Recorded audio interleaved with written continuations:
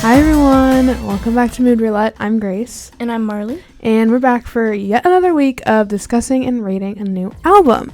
And this week we're doing probably one of the most iconic albums of all time. Mm-hmm. Probably the most iconic album of all time. Masterpiece, what do you mean? We're doing Purple Rain by the one and only Prince. So I'm going to go through my little spiel here, and then you can jump in whenever, because I feel like this is not going to do Prince justice, but it's okay. Prince is credited to be a singer, songwriter, musician, actor, dancer, and filmmaker. Mm-hmm. Like, I don't even know what 6 is. Like, there's like quadruple, but he's not even a quadruple threat. He's like a... It's like a... sextuplet threat. Yeah, I don't know. Yeah. He signed his record deal with Warner Brothers Records at 18 and released his debut album 2 years later. Prince became the first singer to simultaneously have a #1 film, album, and single in the United States, with the film Purple Rain, the Purple Rain soundtrack, and When Doves Cry, which is the first single off of Purple Rain. In 1993, Prince actually changed his stage name to an unpronounceable symbol, but fans just called it like the love symbol. Mm-hmm. So, and Prince was often referred to as the artist formerly known as Prince, or simply just the artist, which, like, how iconic is that? Then he signed to a different label, Arista Records, in 1998 and reverted back to his original name in 2000. He released 39 albums during his lifetime. Damn, that's a lot. 39! And he was like 54 when he passed, which is crazy. And he still has a vast array of unreleased material, which, like, can we put that out, please? And then on April 21st, 2016, which 10 years ago, 2 days ago, like, that's crazy, he passed away. I know. He died at his Paisley Park home after accidentally overdosing on counterfeit, I might butch this, but hydrocodone paracetamol pills. I bet your parents are real proud that Yeah. you can't pronounce that. My father, who works in pharmaceuticals, but the pills were laced with fentanyl, which when I was looking him up, I was on Wikipedia because that's where I get most of my information about these artists. I was just looking on the side, you know, like where it's kind of like brief information, Mm-hmm. and it was like accidentally overdose on fentanyl, and I was like, how do you accidentally overdose on fentanyl? Or, like, how do you just, like, you know, do that? But because they were laced, that makes a lot of sense. And then he also died, like, in an elevator. He did die in an So elevator. it was, like, because I remember watching it when I was little on the news, and I thought that he had died in an elevator, like, crash. Like, I thought that he, like, was in the elevator and died, and I was like, what in the actual fuck? Elevator, you suck. So I had a hatred between elevators for a while, and then I, like, realized, I was like, oh, shit. So. Purple Rain was released on June 25th, 1984. This was his 6th studio album, and he worked with the band The Revolution, which I didn't actually know until the first ever, like, band name was Prince and the Revolution. Yeah. And then it was Prince. And Yeah. then it was the artist formerly known as Prince. Because of the fucking stupid ass record labels. They have to keep his name, and they won't give it back to him, so he has to rename himself the artist formerly known as Prince. Yeah. So he can keep going. That's insane. Purple Rain was a soundtrack album for the 1984 film with the same title. The album is a lot denser than his other stuff, emphasizing full band performances, multiple layers of guitars, keyboards, synths, drum machines, as well as other instruments. This album is generally regarded as the most pop-oriented of Prince's career, but it also drew a lot of controversy to it. Network execs thought that the sexual nature of the album was a little too explicit for television, especially, Darling Nikki. well, it's When Doves Cry, actually, is the one that they were worried about, because that was the single. Because that was the one that could be played, you know, on radio, on television. I'll get to Darling Nikki later. Yeah, I know Darling Nikki is pretty important. But the album saw incredible commercial success. It spent 24 consecutive weeks atop the Billboard 200. When Doves Cry and Let's Go Crazy reached #1 on the Billboard Hot 100, while Purple Rain and I Would Die For You were top 10 hits. I think Purple Rain peaked at like #2. I think I'll talk about it later, but I think it peaked at #2. I don't know where I Would Die For You landed, but Purple Rain sold 25 million copies worldwide, making it one of the best-selling albums of all time. It's on the list with Thriller. I looked it up yesterday. It's on the list with, like, Thriller. Mm-hmm. I think he's right under, like, U2. I don't know. It's a lot of albums from, like, the 70s and 80s that are on that list, which I think is because, one, they're iconic, and two, I mean, you couldn't stream songs back then, so you had to buy it. So I think that's a factor. He received Grammy nominations for Album of the Year, and he won Grammys for this album for Best Rock Performance by a Duo or Group with Vocal, and Best Score Soundtrack for Visual Media. So pretty good. Purple Rain was inducted into the Grammy Hall of Fame. It was added to the Library of Congress's National Recording Registry. It didn't tell me a year, and I didn't look it up, but it's in the Hall of Fame. So. Right. The album has 9 tracks and a runtime of 43 minutes, 51 seconds, and each song is about 4 minutes, like, on average, except for Purple Rain, which is, like, 8. Yeah. Really fucking long. It's so long, but it's so good. There were 5 singles: When Doves Cry, Let's Go Crazy, Purple Rain, I Would Die For You, and Take Me With You. Which, speaking of, let's jump into the track by track. Unless you have something you want to add. I feel like we should also add the decades-long feud between Michael Jackson and Prince. Because that's so interesting. It is so very, funny. yeah. Like, they... Apparently, according to Sheila E., which I love Sheila E. I love her so much. Yeah. And she's great. And according to her, apparently, like, Prince re-recorded their own, like, version of Bad and was gonna, like, release it. I've seen that, actually. Yeah. I feel like I think I've seen that. But he apparently was, like, really funky. But he, like, Prince was like, no, I'm not doing that. But they did do a whole song, and then he, like, I think he just realized, like, no. You know? I knew about that too. But, like, they used to, like, have, like, almost competitions where, like, Michael Jackson would, like, be writing Dirty Diana, right? Mm. And he'd be like, I have to get this done, I have to get this out, or else, like, Prince is gonna release something, because I think Prince did 1999, and then Michael Jackson's Thriller or Bad, I don't know which one, but Thriller or Bad, came out and totally overshadowed it, and he was so fucking pissed. So, like, Prince would write songs and be like, oh my god, I have to get this out before Michael Jackson steals it. Michael Jackson's like, oh my god, I have to get this out before Prince steals it. And it was a whole thing. That's why, like, when Dirty Diana came out, Prince was fucking pissed, because literally he was like, my song is similar and now I can't release it because everyone's gonna say I copied him. And it's like a whole, like, petty. Well, I looked up when I was looking at his Grammy nominations. He obviously didn't win Album of the Year that year, and I think it was 1989. Late 80 Grammys. And I was like, oh, I wonder who won Album of the Year that year. Kind of hoping it was Michael Jackson, but it was Lionel Richie.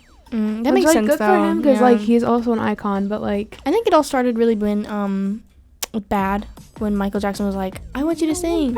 I want Prince, which Prince and Michael Jackson, like, would have been an amazing collab. Oh my god. Can you imagine if Bad actually featured, like, Prince?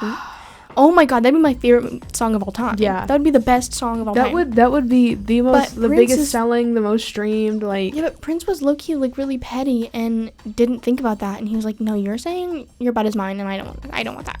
Yeah. I'm like, dude, this would have been so good. I mean, think about sometimes your ego has to get in the way.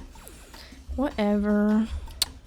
Anyways, let's go crazy, and start with "Let's Go Crazy." right. The first thing that I heard was "Dearly Beloved." This is insane. He says, "Are we gonna let the elevator break us down? I think we are, Prince. I think we are." That's the first fucking The line. elevator broke him down. I did. I mean, I was like, I listened to that, I was like, damn. That's the title. Holy foreshadowing. Literally holy foreshadowing. I think it's, in this song, I think it's the best. He's the best guitarist next to Hendrix. Honestly. He's so good. He is. How? I think him and it's a guitar is like a match. The definition of you're born with it. Yeah. Like, no one can we get were that talking good. about this last night. Literally, no one can get this good. Yeah. Like, Hendrix is the best of all time, but I think Prince is literally, like, right there on the cusp. Yeah, he's incredible. And also, the ending, hello, with like it feels like a finale of like a Broadway musical. Whenever the curtain's about to close and you're like after the lights come up and you're like, what the fuck was that? Yeah. Like it's just and the guitar riff mixed with the synth sound to kind of make a strong lead opening. It just hits kind of like the right amount of energy to kind of ease you into like the opening of the album to what hopefully is going to be a promising album. Yeah. I think it's going heavy straight into I think it's going heavy and straight in, but also it's a bold choice for the first song, for the intro. You know what I mean? Yeah. Usually it's kind of like easing you in, and it is, but it's like, this one's really fucking heavy. Yeah. And I think with any other artist, I would have been like, bold choice, but with Prince, I think it's not. It's perfection. It isn't like him to shy away from those like moves, you know what I mean? So, I mean, I get it. I give it a 4 out of 5. I said, I think that starting this album with like it's like a prelude. Like you get the like, the like Dearly Beloved literally gives me chills every single time. Which it makes sense because like, in 1999, the song, he talks about partying and going crazy and like being like, fuck it, YOLO, like let's live life, let's party. And party till we die, you know? And then this one opens with Dearly Beloved, like they just died. Dearly Beloved. So it's like a continuous thing, and I think that's awesome. Yeah, it's like a prologue. I like when the instruments come in, like it's so theatrical. And I realized it was written for a film, and he ended up making, you know, a film out of this, but like it's so theatrical in the best way, and you can listen to it without having watched the film, because I haven't seen the movie, which I need to. Also, like, if I needed a pick-me-up, I'd listen to this. Like, I could get down to this. And, like, if I went to a club in the 80s, this would be insane. And I would love it. And I would have fun. And the ending guitar riff and the instrumentals are so good. But, yeah, I also said that I like the message of the song because it kind of talks about how you have to look at life in a positive light and understand that like bad things are gonna happen, but like it'll be okay. It'll be okay. And imagine watching Purple Rain, the movie, like it was the opening to this, like that's like opening to this film. And in the film it was performed by little Kid Prince, because Kid Prince is like the main guy. Like, you never actually really see Prince until like the end. But it's performed by him and his band at the First Avenue Club in Minneapolis, which is like kind of setting the tone and the stage of the early band's motive. So it's weird because this is like 1984, this is like his peak. Yeah. But he wrote it to be like, oh, this was like my band's first hit. You know, it's like, bitch, really? That's like being like that's like a really indie band making a movie and being like, oh, our chart topper? Yeah, that was our first song ever. You know? Yeah. Like, bitch. Anyways, I gave it a 4 out of 5. I love this song. And it's actually the first song I ever heard off of this album, like, really? 3 years ago. Because I had a friend in high school who absolutely loved this song. And we listened to it all the time. All right, Take Me With You. I think Prince adds a lot of rock to psychedelic pop. But this time it almost feels like less of a heavy way and more in like a soft way. Yeah. With like kind of the backing vocals. It feels soulful. And I'm loving the violin and the cello. I think it has a lot of different elements to the song. Yeah. It also is kind of long for the same beat and lyrics. Yeah. Like, there's no really, like, change. But it does give me, like, old school, like, psychedelic Furs vibes. And I think it's still a great song to, like, listen to on the way to class. But I honestly think I would skip this one. Yeah. For sure. I give it a 3. I said it's another very theatrical, like there's a theatrical transition to it, which I like, but it's also a different vibe from the last one, which, as we have come to find out, I really like songs when you can change it up a little bit, and like it still makes sense with the album, but it's just different because I also just like the variety of instruments. There's a tambourine, there's a violin, there's drums, there's guitar. Like, that's so much fun. The female backing vocalists, they're incredible. They were probably one of my favorite parts of the song. Is my favorite song? No, but it's good. It also gave me ABBA vibes. Okay. Like, there were points where I was kind of like, okay, this is giving me like ABBA, and it might just be the way that the like synths were being played. But yeah. Also, there's a drum solo. I really like the drum solo, and he incorporated finger cymbals, which really takes me back to elementary school because I would use those in elementary school. What is that again? You put them on your finger and you like go up and down. Huh. It's Fun. I found that, but I think honestly this whole album, like, I think it really shows him as a person because, like, his parents were jazz musicians. So he's very jazzy and funky. Yeah. You know what I mean? So I think it's just a talent he was born with just because of his, like, he had a really traumatic childhood because he was like kind of jumping around. He ran away from home.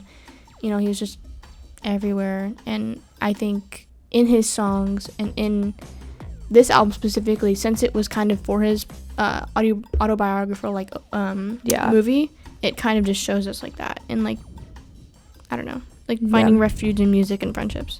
Yeah, I gave it a 3 out of 5 because it's just like, it's very simple, it's very short choruses, very short verses, simple vocals. Are we gonna rate them the same this whole time? Because so far it's been, I have no idea, because I've done 4 out of 5 and 3 out of 5, and so have you. Yeah, this maybe. is insane. Okay, let's see what's next. All right, The Beautiful Ones. I was kind of disappointed with this one. I don't like how some of the screams, like, that he does are great, but like some of them are literally screeching, and they sound like a teenage girl's having a tantrum. Like, what are we doing? It's a little slower, which I like, but I feel like it would play at like an 80s prom.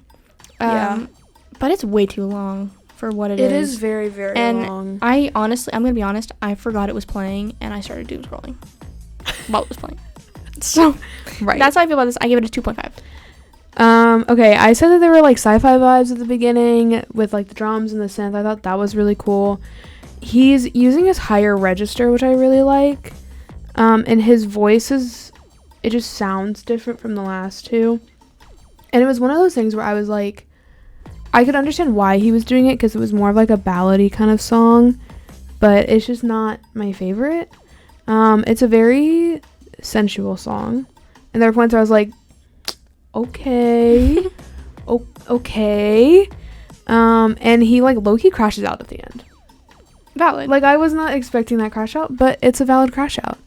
The song was written in 1983 as an attempt to woo Susanna Melovin, who was in the revolution, and he was trying to like get her away from her boyfriend, which there was a scene that was recreated in the movie to kind of mirror that. And even though it was not released as a single, the popularity surrounding it was like so big, and Mariah Carey and Beyonce have since covered it. So I think that if Prince was trying to get me with my boyfriend, I might consider it at least. I might consider it a little bit. Maybe, okay, wait, this is Prince we're talking about. That's fair. I mean, I gave it a 3 out of 5, so not the same. Unfortunately, you jinxed it. I was close by like 0.5. I was close. Yeah, you were. This next song, I love. I love Computer Blue. Really? And I think it's funny because we just did a song called Dodger Blue. How funny is that? Yeah. Hilarious. What the hell is happening? Who even is Lisa, bro? We don't even know who Lisa is. I don't know if you know who Lisa is, but I have no idea. But she seems cool. Yeah. Whatever. Loving the intro. I think this is one of the best uses of the guitars I've heard in a song. Yeah, I think I love the intro too. It doesn't overpower the use of synths or like the bass that are usually used, but it's used the same like amount as the guitars. Like the bass and the synths, they're used like literally the same amount, and I think that's great. I think Prince really shows how he's capable of balancing so many things to make a good song. And I'm also loving the guitar riff throughout the entire instrumental break. Yes. Honestly, I think the entire song is amazing, and it's not all the same, you know, like the Beautiful Ones. It's everything kind of shifts and changes throughout. Like the drum switch, the synths, the obvious guitar riff and the melody. I think overall it's a chef's kiss. I give it a 5 out of 5. And I think it really shows Prince as musical prodigy. Because he is. I mean, at age 5, he wrote Funk Machine, his first song ever. Age 7. 7-year-old writing a song. He taught himself how to play piano, guitar, drums at 7. What are we doing? What's going on? I also said I love the beginning. I think it's so good. The scream scared the absolute crap out of me. I was like, oh my god. Like, just sitting there. The song gave me Joe vibes. I was getting serious Joe vibes. That's probably why I liked it so much. Probably. And it's more upbeat than the last one, which I like. So, love is good switch up. I like that it's mainly focusing on the instrumental because I think that plays to his musical genius, where he's not just a songwriter, he's not just a singer, he can also make incredible production, which is really cool. I gave it a 3.5 out of 5, but this song went through many iterations as the track list of the album was kind of being arranged. And when Take Me With You was added, Prince dramatically edited this song to make room for it. And an entire keyboard solo was removed from the song, and there were other instrumental parts that were edited, and every verse after the first one was completely taken out. So I would have loved to hear the original of this song. Oh yeah, just to see how different it truly was, because if you undergo a bunch of edits to a song, like, it can drastically change. Yeah, but 3.5 out of 5. Not bad. Not my favorite, but it's good. All right. Darling Nikki. This song is actually insane. The first thing that I ever wrote was in all caps, what the fuck is Nikki doing? What? What is Nikki doing? What is she up to? Hello? And I don't know, I was like, this is not it. Hello? Yeah, I was kind of sitting there like, it's like the same old rock song, but it's also like, I like that it's a story, but it's just, I don't know. It's more story than the last one, which has been nice. And it's not like music, it's just like really storytelling. And I don't really see anything special as particularly, but I do love the background to this song, especially the invention of the parental advisory sticker. Oh my gosh, you're taking my stuff, Marley. I was just telling you. This is my episode. I was bringing it up, and so you can say. You're literally taking I have a whole paragraph So here. talk about it. I'm going to talk about what I thought about the song first. It was weird, and I felt uncomfortable most of the time. Me too, yeah. The guitar, again, was incredible. I also like that it's a little less instrumental on this one because we just came from a very instrument-heavy song, and it's just kind of like guitar, drums, and at the very end there's a synth that comes in and kind of builds it. More of a story, which is different. I would love to see where this is in the movie. Don't tell me. I'm not looking up. See if you can guess. Well, I've never seen it, so I don't know. Like, I genuinely don't know what the movie is even like. But I would like to see where this kind of falls. Also, his vocals followed the guitar in the last chorus, which is really fun, and I really, really like that. And I also like the reverse part at the end. I think they called it like backmasking, I think is the correct term for it. But anyways, this song is extremely explicit and received a lot of criticism upon release. The song was deemed partly responsible for the music censorship movement in the mid-80s. And the story is that Tipper Gore, who was then married to Al Gore, bought Purple Rain for her 11-year-old daughter, and when she heard the song, she was stunned and then got really, really upset that her 11-year-old daughter is listening to this. It then prompted her to form the Parents Music Resource Center, which then led to the birth of the parental advisory sticker. Darling Nikki is also number 1 on the Filthy 15, which is a list of songs cited by the group at its founding as the most offensive songs in music. Damn. This one is number 1.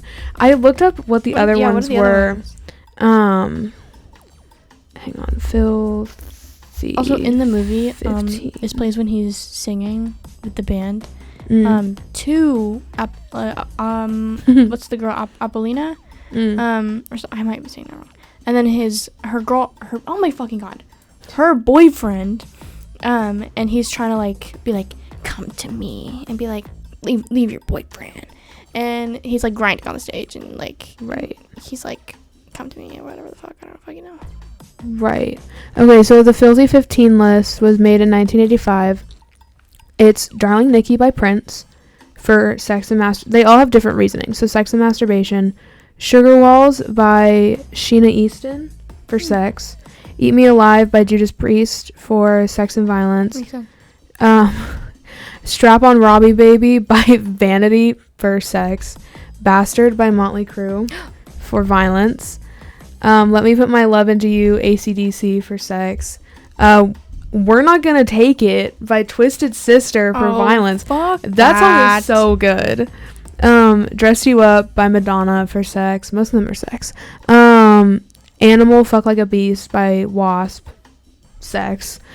I love Wasp. High and Dry, Saturday Night by Def Leppard for drug and alcohol use. Into the Coven by Merciful Fate for oculate.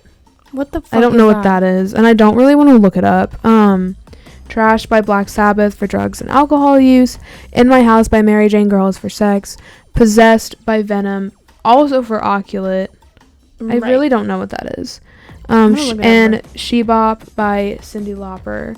I love She-Bop. Sex and masturbation. Stop! I fucking love She-Bop. So this list was so created. Good. Yeah, this list was created as the most offensive songs. What did you say? Oculate? Yeah, OCCULT. You mean a cult? Oh, oculate. You mean a cult? I don't know. I just typed in my password. Also, this is gonna get cut out because and I don't like that sound in the podcast. Grace, you mean a cult? That's not what it says. You're spelling a cult? Like supernatural? I don't know. And OCCULT. So a cult. Oculate. A cult. Like witches. Oh. And supernatural. Like the occult. Oh. Like what I go and hunt all the time. Right. What I love. You're just oculate? Like the Oculus? I don't know. Like what the fuck? I don't know. Actually, I can't read. That's actually the funniest fucking shit I've ever heard in my life. Don't get mad at me for not being able to read. Oculate is so funny. Oculate. I don't know what it was. Oh my god. Okay, anyways, we're gonna move on because now I feel stupid and insecure about myself. You should. Yeah. I'm gonna bring this up every year. I'm gonna bring this up any single time I talk about the supernatural and be like, oh yeah, Oculate. I'm gonna bring it up all the time. Hope you know. We're gonna move on to When Doves Cry because I'm about to cry. I love this song. I didn't really like it all that much. Stop. I was a little disappointed. Oh my god, you're gonna make me cry. This is my favorite song of all time. This was my anthem in middle school. This and Panic at the Disco Saturday Night. That was really telling, Marley. Those are both my my anthem. I listened to this every single day in middle school. Like literally within seconds. My head was bopping, my shoe was tapping. No. Like it's funky as hell. There's the loop, the vocals hit the soul, the keyboard. Oh my god, it's all amazing. It has full production. It's full of life. Like it's groovy. It has a heartbreaking message. Like it has everything that a song should have. I mean, I just can't. Like the best parts of the song are the intro and the last 5 seconds of the song, because they both showcase how great an instrumentalist Prince is. And honestly, I don't even need to talk about that amazing guitar solo. Hello? Literally hello. It's its own weapon. I mean, honestly, I think that solo is number 2 best guitar solo in pop music ever. I'm dead ass. Like, only guitar solo that's better than that is probably Beat It by Michael Jackson, but I can't explain to you how much how much in love I am with this song. Like, and I don't know if you have any history behind this, so I won't say some stuff unless you say it, but I gave it the podcast's first ever 6 out of 5. Okay. I like how at the beginning of this you thought we were going to rank all these the same. How could you hate this song? I don't hate the song. It's just not my favorite. I don't hate it. How? I never said I hated it. I don't understand. I said I like the drums in the beginning. I like that they're almost louder than the vocals. Like, there's, like, a weird kind of contrast. Like, it's almost like it wasn't mixed properly, but I know that it was, like, intentional. He does a Michael Jackson hee-hee, which really caught me off guard. I was like, MJ? I said after this one's like, or after the last one, this one's a little bit of a breather. Like, it's a little bit more low-key. I wanted more of a build or a drop or something that was like, I felt like something was lacking from it, which I will get back to that in a second. It's also just so long. It's very, very long. It's not my favorite. But the song was inspired by his relationship with Vanity 6 member Susan Moonsey. I've been saying a lot of things wrong today, so I don't know. It's okay. It's fine. I'm sure she'll contact you and be like, hey, girl. Hey, you messed up.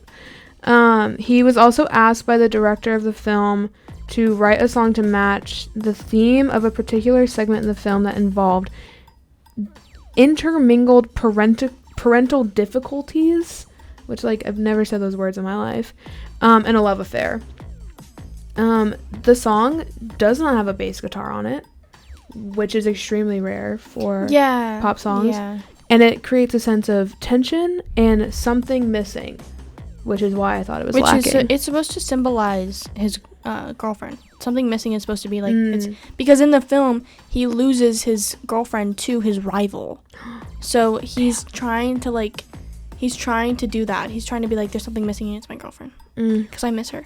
And in the film, it's obviously like about his whole life. Yeah. And I think that's probably why it felt that way. But I gave it a 3 out of 5. Right. I think I should watch the film tonight, honestly, because it is. We've got a Run BTS episode to watch tonight. The way that it's been described to me is just like that. It's the best ever, and I don't know that it will be the best ever, but I'm pretty sure it'll be still pretty good because Prince never did interviews, like, ever. He, like, maybe, like, here and there, but, like, never did. So no one really knew anything personal about him at all. So when he came out with this movie, it kind of showed the audience, like, oh, this is who Prince is as a person. You know, it showed his, like, fear of becoming like his parents, like, heartbreak with his girlfriend, Morris Day, fuck him, and yeah, I mean, whatever. When Doves Cry, like, the song, it's about his musical refuge, kind of like coming back. You know? So I just love this album just because everything. I think this song, everything is great about it, and I think it's the best song in the world, honestly. Okay. It's on there. It's definitely on there. It's not like the best, but it's in the entire world, but it's on there for sure. It's up there. It's up there. All right. I would die for you. This one's been stuck in my head. Really? Not because it's like amazing, but like it's just catchy. The chorus is really catchy. Yeah. And it's like been stuck in my head. That's what I said. I said the chorus was catchy, and I really, really liked it. Yeah. It's also like a chill dance bop. Yeah. Like, I would dance this in a club. Like, it's not like in your face. Like, I think it kind of makes you feel like you're starring in your own movie. Yeah. You know what I mean? And I don't know, like it's a main you were character actually moment. Like cool. Yeah. And I don't know, it's like really, I think it's really beautiful. I don't know if I could play it over and over again, but I think it's a good song, and it's just kind of like your name brand synth pop. Yeah. I think that's why I didn't really like it that much, but I think it's also something I want to hear more from Prince. I didn't rate it. Right. I probably would give it a 3 out of 5. I give it a 3. I think it has an amazing transition into Baby I'm a Star, though. I want to talk about that. I also wrote down that I really like the bassy synth at the beginning. It's very, like, deep and, like, ooh, I like it. Okay, so in the song, lyrically, Prince is acting as a messenger of a messiah, like he did in Let's Go Crazy, telling the world that everything will be okay now that he's here. This song is considered one of his most successful and signature songs, appearing on, like, greatest hits albums. Like, it appears on, like, I think it was 5 different albums. The original song was 2 minutes and 51 seconds, and the single version alters the ending to get rid of the transition between this one and Baby I'm a Star, because, like, on radio that wouldn't be great. But the extended version of the song is 10 minutes and 15 seconds, and it includes Sheila E. So I fucking love Sheila E. So there's a 10-minute version of the song out there somewhere that you can listen to with Sheila E. I will find it. I will scour the world. Yeah, I gave it a 3 out of 5. It's not my favorite, but it's good. If anyone's wanting to get into Sheila E, there's 2 songs that I think you would really like. I'm just gonna put this out there. A Love Bazaar and The Glamorous Life. A Love Bazaar is like 7 minutes long, but it's great. Trust. I think I've listened to Glamorous. It's pretty big. Glamorous. What is wrong with Glamorous your grammar today? Life. The thing is that how am I better at 9 a.m. in the morning and not 2:30 in the afternoon? Funny little notion. How I discovered Sheila E. was actually through a song, or actually through a movie called Kush Groove, about Def Jam. It's about it's about Rick Rubin and the upbringing of Def Jam and Run DMC, and the Beastie Boys make an appearance for like a minute cameo. Oh my god. Where they lose a singing competition. It's beautiful. Anyways, Baby I'm a Star. So I don't want to steal like your shit, but this is just because I love this song is because when I was little, my dad used to play this for me all the time. And he would always tell me like, this song is creepy and scary. And I was like, but literally what? It's called Baby I'm a Star. What the fuck? And he's like, because look. And he would take it and he would reverse it with his finger on the turntable, which literally just fucking destroys records, by the way. Don't do that. And it would be playing like backwards, and it'd play a backwards reverse message. And it was like clear. I was like, and I looked it up and it's so true. Cool. And it says, so like I didn't see that actually. Yeah, it says so cool. Like fuck 'em, man. What do they know? All their taste is in their mouth. Oh yes, really? No, I did know what the fuck this. do they know? Come on, baby, let's go crazy. It's in the Genius lyrics. Yep. Yeah. It's insane. Because he did that a lot on this album. He did a lot of I think it's called backmasking, but I want to look that up now. Literally my computer does not. Actually, I don't think it's my dad. I think it's just someone. It was someone. I don't think it was my dad because he was never into Prince. Now that I'm thinking about it, I think it was someone though older who showed it to me, but I don't know who it was. Props to anyone who did that for me. If you know, come talk to me. We'll talk about it. What was the other song he did this in? He doesn't know anymore? Was Darling Nikki? No, it wasn't Darling Nikki. Yes, it was Darling Nikki. Backmasked. That's what it is. That's when you reverse it. Because that's what Harry Styles did in Boyfriends. I love when they do that. Yeah. Because then it's just like, oh, like, oh. So like I have the kind of connotation to that, which I'm like, oh, this is cool. Yeah. But I think I literally called it joyously upbeat. I think it's like a whimsy. It's like it's just like, I don't know, it's like a whimsical song. I'm like, okay, cool. I don't know, like, it is kind of a main character moment type of song. Yeah, I mean, I love it. I don't think it really fits into like the all out 80s hardcore like the rest of the album, but I think it's still a good song, you know. It's a good song. I give it a 3. I said fantastic transition. Yes. The best on the album. Oh yeah. I love when they do that.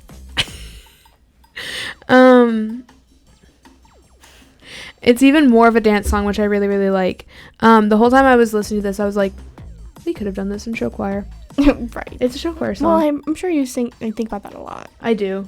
There's a lot. I have a list of songs that I think would be fantastic. Or like when you hear a song in public and you're like, I did this in show choir. Yep. Like I did that. Yep. For dude, when we were Bad doing Guy by Billie Eilish, we did that in Color Guard, and I was like, go away, go away, go away, go away. When we were doing our unreleased Lady Gaga episode, Just Dance, we did that in show choir. So the whole time I'm listening to it, I'm like doing the choreography. I really like the like funky piano synth thing that's kind of going on throughout the whole thing. He also layers all the synths to kind of simulate a horn section. That's so cool. And then there's like a kissing sound and then a scream. I love that. That's probably my favorite part.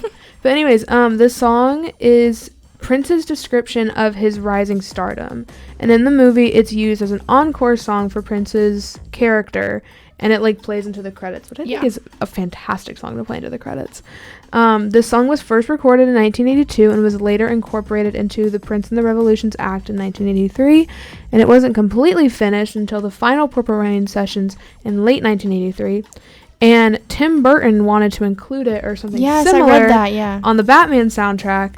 Thus, Trust was born for that, and the song was performed during his Super Bowl halftime show, which, this is complete side note, but this is what I thought of when I saw the Tim Burton thing. Have you seen that video of Harrison Ford in a recent interview? Oh, where he's like Batman? Yes, he's like, I could have a career. I could have had a career. Hello, you're fucking Han Solo and Indiana Jones. What the fuck? I hate him. It makes me, like, because the interview guy's like, it was like, oh, Tim Burton talked about how he wanted you to play Batman, and he's like, what? I could have had a career. Like, I gave this song a 4 out of 5. I love this song. This was incredible. All right. Also, what I liked about that song also, he wrote it in 1981. He wrote it like way, way back. Yeah.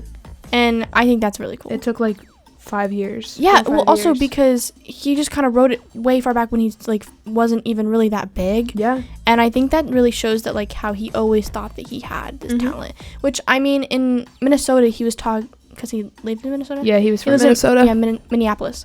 Yes. They all called him the best kept secret, like the best hidden secret, No. because like before he got big, everyone was like, wow, he's like a musical prodigy, because he is. So I think that this is like just really shows that. Yeah. All right, we've made it to the song. I think we should just have a moment of silence for the Stranger Things finale. It's so sad. I think, yeah. Just yeah. Yeah. That's all I have to say about that. Okay, for this one, it's very sentimental. Mm-hmm. It's very nostalgic. It's very sentimental. It's like a chill, reflective kind of song. The harmonies are so good. They're so good, and I love them. I think experiencing this song live would be a euphoric experience. Also, the Super Bowl, it started raining. I'm gonna talk about. You keep stealing my shit.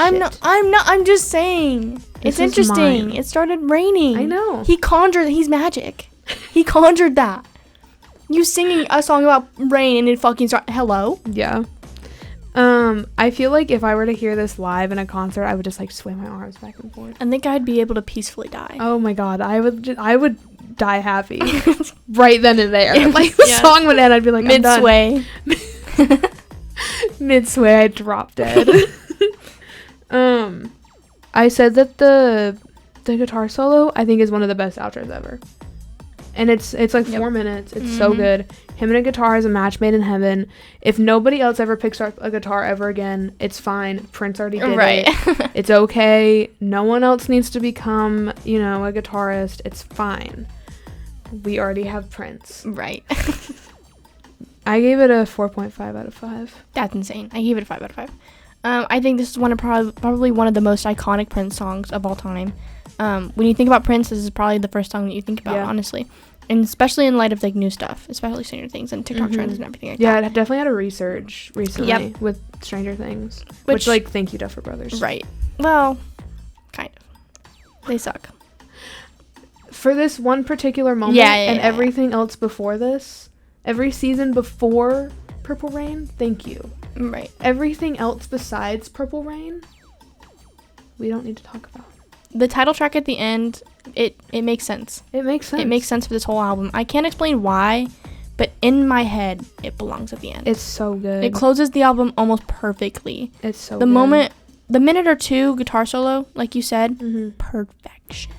It's honestly the reason why this song is just amazing. Yeah. I honestly, oh my fucking God. We both can't speak today. Let me take that back. Hold on.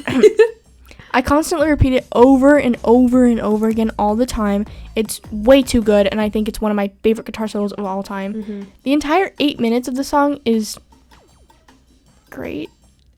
It's just, and it doesn't. It's a little long. It doesn't feel like 8 minutes. It doesn't, but it's great, and it deserves to be listened to in its all entirety. Yeah. Overall, I think this song is probably top 10 of my favorite songs of all time. Also, the fact that this was a single. Yeah, and it meant to be, honestly. But back then, everything was 10 minutes or whatever. 8 minute song is as a single. That was like, back then everything was 10 minutes. Everything was like really fucking long. So that was like normal, so whatever. And also, no, I did not discover this song from TikTok or Stranger Things. This is another one I've known since birth. Okay. So shut the fuck up. I haven't known since birth, but I've known it for a while. Every time I listen to the song, it's just sadness. Yeah. Like, honestly, I can't even begin to describe how much of a like gaping hole this song puts into my heart. It's just kind of sentimental. It brings out the worst feelings in you. Yeah. And it makes you reflect and feel. And it's almost like Prince himself is reaching out a hand to guide you through hard times. Prince equals God. I mean, you listen to Purple Rain. He would die for you. He's Jesus. He's Jesus. Prince is Jesus. We figured it out. Okay, so this is insane. When I saw this fact, I was like, oh my god. This song peaked at number 2 on the Billboard Hot 100. Right behind Wham's Wake Me Up Before You Go Go. I love Wham. I love Wham too, and I love Wake Me Up Before You Go Go. But the fact that song beat out Purple Rain by Prince, Before you go. that's insane. I agree. Prince talked about how the concept of Purple Rain pertains to the end of the world and being with the one that you love and letting your faith/God guide you through. Lisa Coleman, who was a part of the band, also added that it means like a new beginning. Purple being the sky at dawn and rain being the cleansing factor, which I love good symbolism. Mm-hmm. I love a good symbolism moment. Yep. Love it. When Prince first wrote this song and finished it, he was worried that it was too close to Faithfully by Journey, which is another incredible song. And so he played it for Journey's keyboardist, Jonathan Cain, who told him not to worry about being sued, which is kind of funny. He performed it during the 2007 halftime show as the last song, and it started to rain. The performance is rated as one of the best halftime show performances by Billboard and NBC. I agree. Rolling Stone named it one of the 500 best songs of all time in 2011. Holy shit. I'm just really excited. And Pitchfork named it one of the best songs of the 1980s. Or named it the best song of the 1980s. Sorry. I need to be clear in my words. It was also the last song Prince ever played live, closing out his concert in Atlanta on April 14th, 2016, a week before he died. Mm-hmm. Which, if that's not the best ending ever, I don't know what is. Yeah. Like, having that be the last song you ever play live, I just love this song. I think, it's okay. I need to take a breath. I always listen to this song when I'm sad. Yeah, it's a good, I can cry to this song, for sure. It kind of reminds me of, the end of high school, you know, like the end of an era. You kind of, you're closing a chapter in a book, and you're like, you know, that was good. Some of it was bad. Some of it was good. But it's over. Yeah. What a shame our friendship had to end. Purple Rain. Right. Oh. All right. In the movie, I just want to talk about the movie. Go for it. This song kind of represents Prince, which his name is The Kid, but Prince, and him maturing and the reconciliation with his band, the acceptance of his family trauma, because like I said, he kind of hints a lot at domestic abuse in this film, and he ended up running away actually and staying with the Anderson family, which one of them is really fucking famous, but I don't know who it is. Whatever, look it up if you want it, if you're interested. But the song acts as kind of like a cleansing moment, like you said, and it moves from the personal chaos to kind of hope will end, which I think speaks a lot of the song as a whole. But it's kind of like at the end where everything is gonna be all right, you know? Yeah. Andre Anderson? Yeah, Andre Anderson. I don't know what his stage name is. He's a fictional character. Nope, that's a different one. Andre Simone, that's his stage name. Andre Simon Anderson. He's a childhood best friend of Prince, and he was the original bassist for The Revolution from 79 to 81. He had a solo career. Yes, he did. I think that's why he went out. He was the bassist. I'm telling you, bassists are cool as hell. This is what the house looked like. I'm on Prince's website. Right. He's like the OG, rags to riches. Because Prince's house now is, insane. Yeah. Yeah, we'll do top 3. Okay, my number 3 was Baby I'm a Star. My number 2 is Let's Go Crazy. And my number 1 is, of course, Purple Rain. Right. What was yours? My number 1 is When Doves Cry. Of course. Number 2, Computer Blue.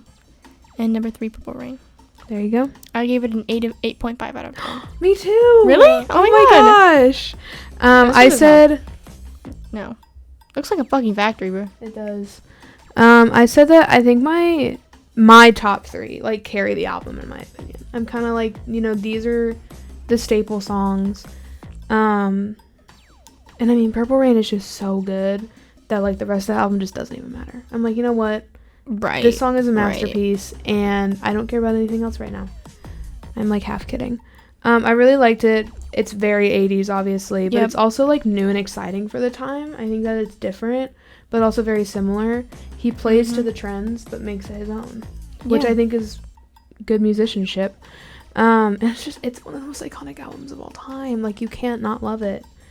And now I think I was born in the wrong generation. Anyways. I have always thought that, okay? I had a pager in high school. That's crazy. Because I was like, this is cool. And then I woke up one time at like 3 a.m. to it beeping, which is insane because it had no fucking batteries in it. Which I don't know if it's a ghost or not, but whatever. I don't know. And I took the batteries out and I never used it again. But I do have a pager, just so you guys know. There you go. Next week is my favorite album of all time. We're also like dual. Yeah. We're both we'll have to doing figure it out, but honestly, this album. It's also our last one. It is our last album. It's our last album of the semester. It's a beautiful album. Billy Joel really does it justice, and it's an 80s album as well. But I don't know. A lot of people say that Billy Joel's favorite or best album is like The Stranger with Piano Man and stuff. Hell yeah. But honestly, I think it's this one because it has a lot of great hits. It's very underrated, and it's Glass Houses. So obviously, it's gonna be beautiful. I don't know what else to say. I'm excited. I love Billy Joel so much. Glass Houses I think is my favorite. We need to do another one next semester and have it be The Stranger. Yeah. Glass Houses is my favorite album. That's why I think we're doing it. But it's also, the songs on it they're all of them. It's a no skip album. All of them are really famous and all of them are really like chart toppers. Mm-hmm. Because I think there's a bunch of singles. Like, You May Be Right, It's Still Rock and Roll to Me, Sometimes a Fantasy, like, Don't Ask Me Why, All for Lena, like, it's all amazing. Yeah. So, 1980. I had the chance to go to a Billy Joel concert last year and I said no. Well, you should have said yes. Yeah, I forgot what I had that night, but I couldn't go. I was really sad. Because the tickets were cheap. My parents were going, so they're like, you can come with us. And I was like, no, I have something else to do. I totally forget what it was. Maybe it was Halloween or something. But yeah. I don't know. I love Billy Joel and I love Glass Houses, and I think I don't know how Grace is gonna react to it, but hopefully good, because anything bad that you say about this album, I might cry. I don't think I can ever say anything bad about Billy Joel because I love him. I loved Billy Joel. Like, every time I see him just like on a post or something, like I'll be scrolling through my Instagram and just like see Billy Joel. I'm like, oh my god. Have you watched his documentary? No. Oh, it's so good. I watched it when it came out. Was he in was he one of the guys who did We Are the World? Was he a part of that? Oh my god, wait, maybe. We are the world. We can't start singing that We again. are the children. Yes, he was. Yes. I couldn't remember he was in it because he didn't, he wasn't in the doc. So let's start giving. We are the ones who make a brighter day. So let's start giving. Ow, wow, wow, wow. There's a choice. Oh man. Okay. It's like an outro song. Our outro song is Cyndi Lauper trying to sing. wait. Ready? Hold on. We're saving our own lives. It's true.